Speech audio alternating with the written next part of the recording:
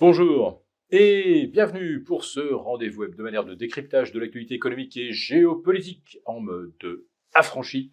Je salue tous les abonnés de TV Liberté pour cet épisode que je vais intituler finalement les marchés et les gouvernements sont un peu pareils, plus c'est mauvais, mieux ils se portent. Bon, et bien pour une fois je ne vais pas commencer par un 49.3. Bon, vous me direz, il en aura peut-être fallu un de plus pour faire passer la loi immigration. Bon raté. Donc je vais tout de suite commencer par un cocorico.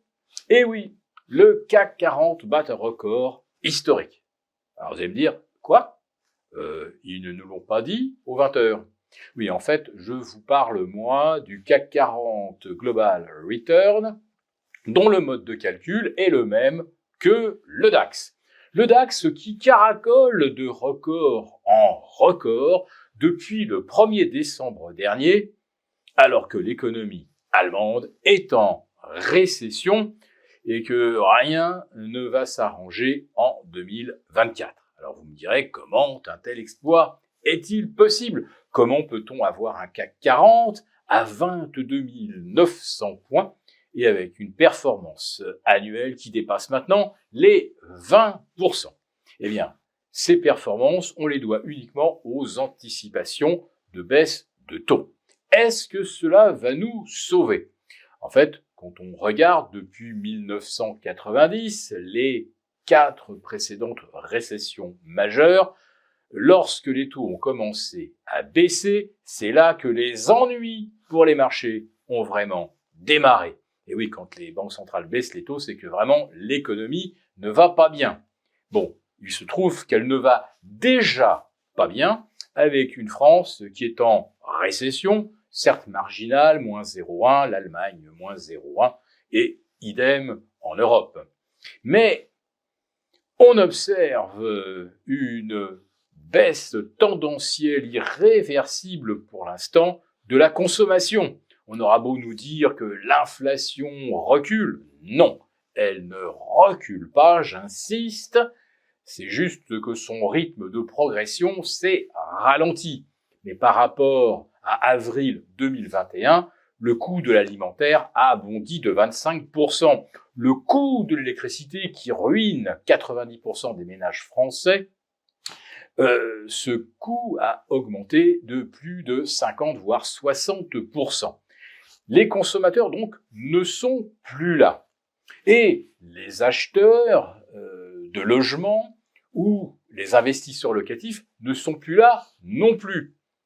Avec des taux à 4, et on dépasse largement les 4,5 en incluant les assurances, il n'y a plus personne pour emprunter. Et puis surtout, on a de nouveau supprimé des avantages pour ceux qui investissent dans l'immobilier locatif. Donc, on n'achète plus. Donc, on ne construit plus, et donc, il y a des pans entiers de l'économie qui sont liés au bâtiment, qui sont actuellement en train de se battre pour ne pas faire faillite et tenir encore 3 ou 6 mois de plus. Mais ce n'est pas au bout de 3 ou 6 mois, alors que les taux vont rester probablement en l'état jusqu'au printemps prochain, ce n'est pas la baisse ultérieure des taux qui va relancer l'immobilier, il faudra beaucoup plus. Et il faudra beaucoup plus parce que un des moteurs de l'immobilier, c'est la démographie. Or, en France, cette démographie est en train de ralentir fortement. Le pays qui connaît le plus sévère ralentissement en ce domaine, et qui connaît également des difficultés énormes avec son secteur immobilier, eh bien c'est la Chine. La Chine qui est le pays aujourd'hui, sur Terre, qui connaît le vieillissement le plus rapide. Autrement dit, pour rebondir, pour renouer avec ces 5, 6, 7% de croissance, il faudrait que la natalité reparte en Chine, et ce n'est pas le cas. Donc la Chine aura beau multiplier les plans de relance, rien n'y fait. Et comme au Japon, s'il n'y a pas une demande intérieure, la croissance n'est pas là. Alors on s'en sort éventuellement après en essayant d'être plus performant à l'export, mais il se trouve que les acheteurs ne sont pas là non plus. ni aux États-Unis, ils ne sont plus là en Europe. Donc la Chine ne peut plus servir de locomotive économique à la planète.